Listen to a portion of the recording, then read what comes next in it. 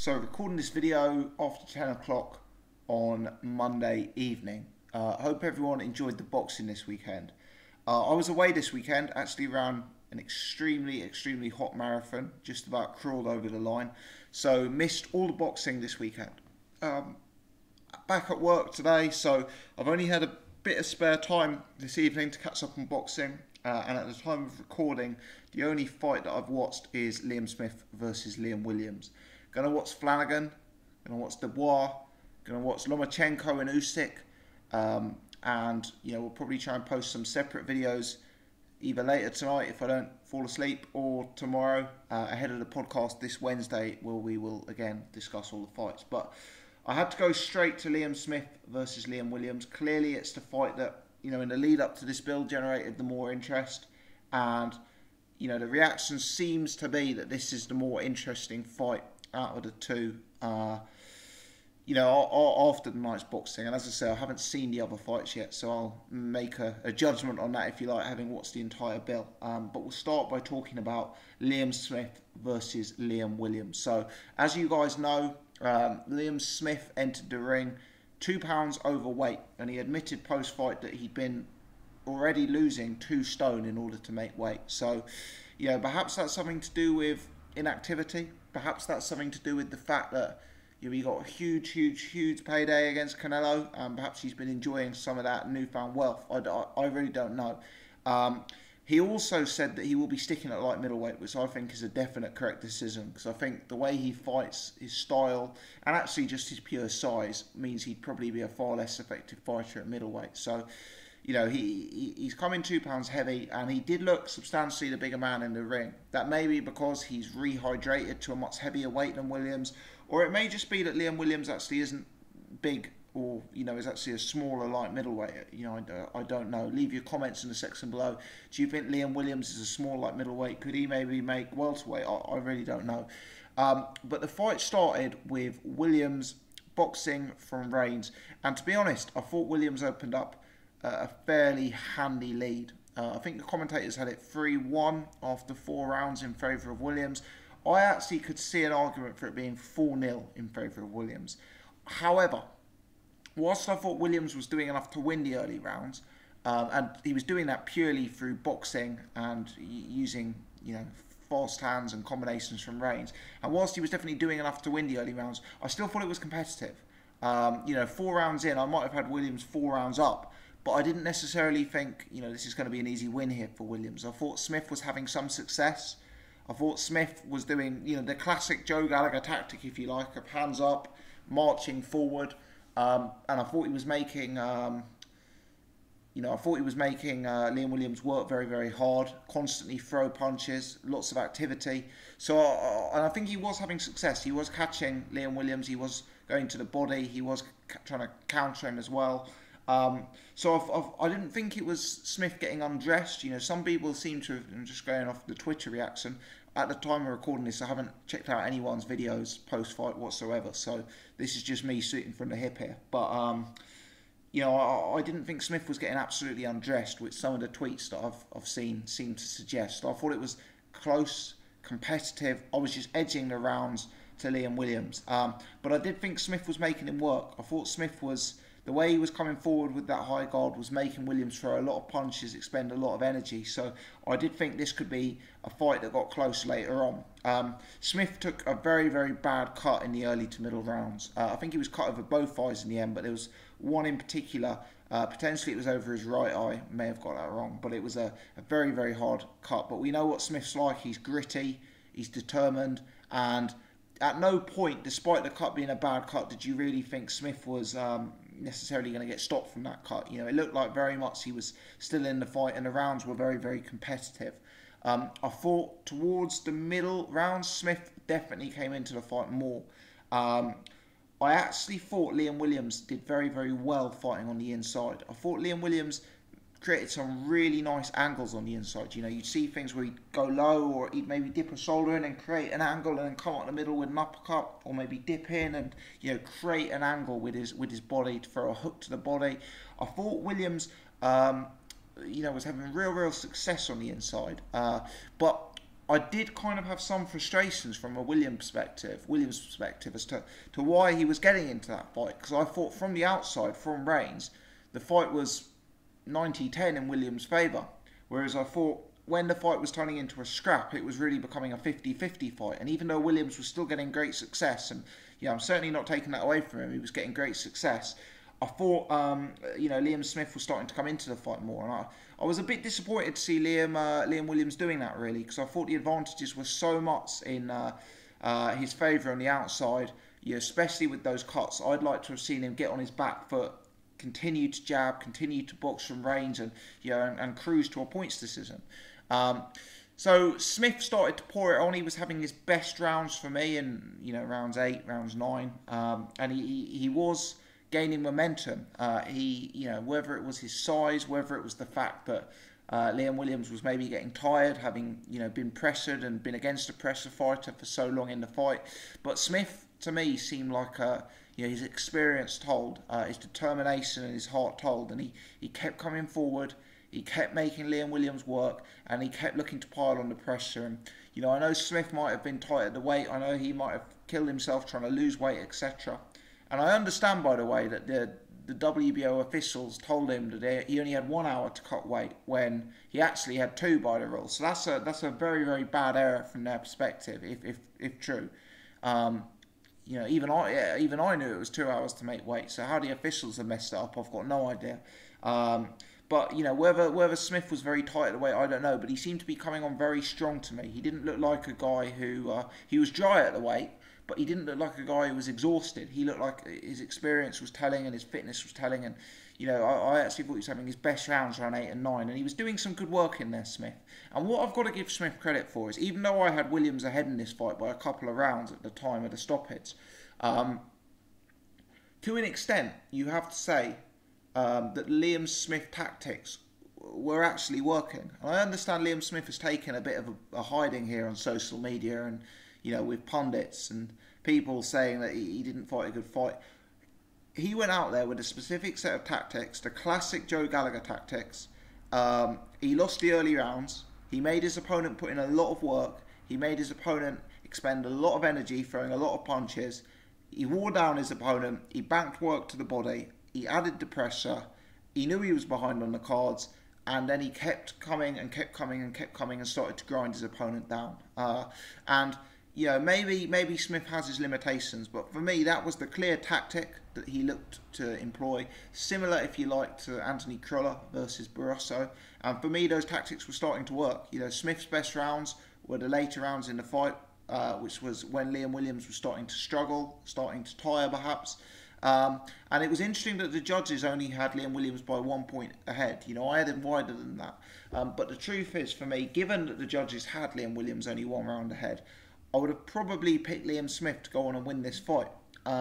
Because I thought Liam Smith had all the momentum, and I thought he's the one looking at that fight that I'd trust more in rounds 10, 11 and 12. I thought Liam Williams, I don't want to say he was hurt, because I'm unclear whether he was hurt. Perhaps I need to watch the fight again, but I certainly thought signs of fatigue were seeping in. And given that there was only 1 round in it after the 9 rounds, I don't think had there been no injury at all, I don't think it's beyond the realms of possibility whatsoever that Liam Smith could have actually won this fight on points. And as I say, just to make my opinion clear on that, on my scorecard, that would have been far less likely, because I had Liam Williams more comfortably ahead by the judges. But the facts are the facts, and the facts are that the judges who were there on the night had Liam Williams only up by 1. So, with 3 rounds remaining, if Beefy had won 2 of the last 3, it would have been a draw. If he'd swept the last 3 or maybe scored a knockdown, he would have gone on to win the fight. And I felt at that point all the momentum was with Liam Smith. Joe Gallagher made a comment in the corner that they'll do anything they can to lead the fight, to give the fight to Liam Williams. Now, there's all sorts of theories as to why he's done that. I guess the most obvious one is that there's suggestion that Liam Smith will sign with Eddie Hearn. Another theory I've heard is because Liam Smith missed weight, there was the suggestion that Frank Warren would have preferred Liam Williams to win the fight, on the basis that had that happened, Frank would have had a ready-made WBO champion. Whereas now Liam Smith has won the fight, neither of them become an interim world champion because as Liam Smith missed weight, he didn't win the belt. So, you know, there's all sorts of theories on that. But Joe Gallagher's comment that they'll do anything they can to give the fight to Liam Williams, for me, seems utterly incorrect, because I thought to have Liam Smith only 1 round behind was actually fairly generous. I wouldn't have any problem with you having Liam Smith 3 rounds behind. So the judges, I don't think, were being harsh on Liam Smith whatsoever in the fight. In fact, you could even argue they were being fairly charitable on how close they had the fight scored. So it appears, and as I say, I'm slightly out of the loop here, but it appears the consensus is that Liam Williams was doing a better job than winning by 1 round. But you know, that's certainly what I thought having watched the fight, and it seems to be what a number of people online had thought. So Joe Gallagher's comment there was clearly wide of the mark. There was no favourable judging in Liam Williams' side. So I guess I'm giving credit to Liam Smith. You know, I know Liam Smith appears to have taken a bit of a kicking here, and it's true that Liam Williams definitely was getting the better of it in the first 6 rounds, but I don't know why people are necessarily finding that a surprise. Liam Williams is a nice boxer from the outside. He's a good boxer puncher. Liam Smith is a very, very good fighter, but his limitations are well known at this stage. He showed literally no head movement in this fight. Liam Smith is not a versatile fighter. We know what he is. He's a medium to high class presser fighter. He has a tight guard. He walks forward. He's got a very, very good left hook to the body. He can tuck up an uppercut inside. You know, he'll walk you down. He'll pressure you. He'll make it very, very uncomfortable in there for you. He's not a slick boxer. He's not a defensive genius. He's not sort of got mad combinations from the outside. He's not got ridiculous head movement or upper body movement. Liam Smith is what he is, and he's very, very, very good. But he's not some sort of elite boxer all of a sudden. He's not, you know, a pound for pound level fighter. So I personally wasn't surprised at the fact that Liam Smith was eating a lot of leather from the outside, because that is traditionally what Liam Smith does when he fights high-class boxers. I'm not saying John Thompson was a high-class boxer, but cast your mind back to that fight. You give Thompson the majority of the early rounds in that fight, surely. Before Thompson ran out of gas, he was having success boxing Liam Smith from range, because Liam Smith isn't at his most comfortable when there is a fight from range. So bearing all of that in mind, I actually thought Liam Smith did a creditable job in certain senses. He took a lot of heavy punches and kept coming from a guy with decent power in Liam Williams. He took a horrific cut, a really, really bad cut, but he kept coming. He wasn't put off. He wasn't dissuaded. You know, he showed good heart, good chin to stay in the fight.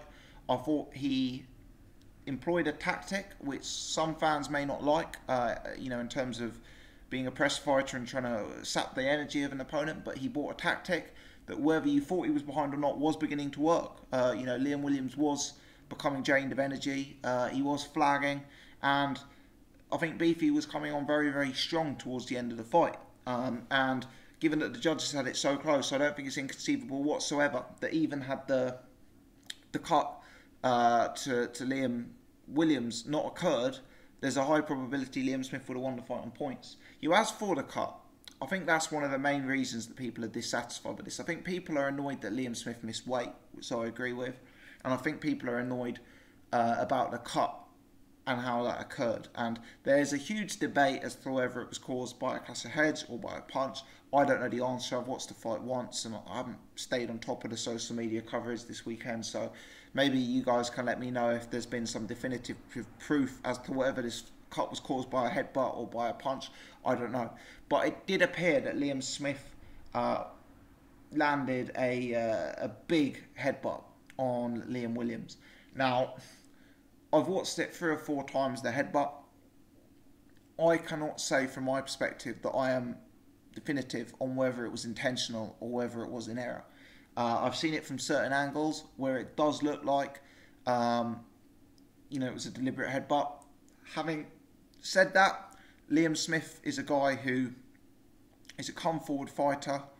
He was, you know, presumably fatigued in the 9th round of the fight. He was looking to come over and throw punches, and you know, he was sort of leaning in. I'm not saying it wasn't an intentional headbutt. I don't know, but I think it's at least possible it was an unintentional headbutt from my perspective. I'm not saying that I think it was an unintentional headbutt. I'm saying I genuinely don't know and don't feel in a position to say for 100% certainty it was intentional or unintentional. I'm sure you guys watching will have your opinions on that. So again, drop me a comment in the section below. So Liam Williams sustains a bad cut in the 9th round. It looked pretty bad. It looked like almost like a slash across the eye, if you like. And Gary Lockett pulled the plug. He stopped the fight, waved it off to the referee. Now, obviously, Gary Lockett, experienced trainer. I believe I saw him pull out Enzo Macronelli of a fight against Jürgen Bremer, so he's not afraid to do that in a fight. Obviously, Gary Lockett was the trainer for Nick Blackwell, and that was a fight that didn't get stopped. Well, it got stopped, I think, in the 11th round, but it got stopped after life-changing injuries were sustained by Nick Blackwell.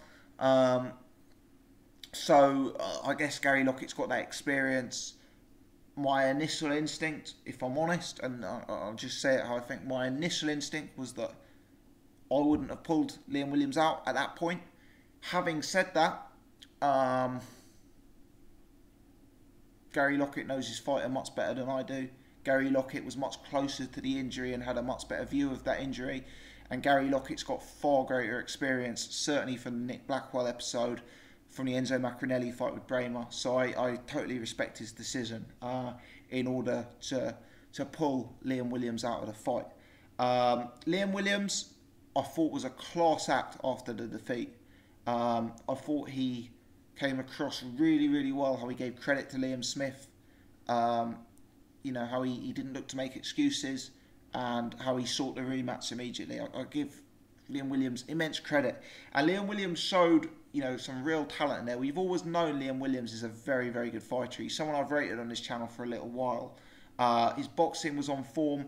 I do think that tendency to get sucked into a scrap is a negative. I talked about the Gary Corcoran fight in the pre-fight video I did, and I said that if that Liam Williams turns up against Liam Smith, he'll lose. And I don't think it was quite that bad, but Liam Williams is a guy who should be beating Gary Corcoran with a bit in hand, but he got sucked into a scrap there, and it became a very close fight.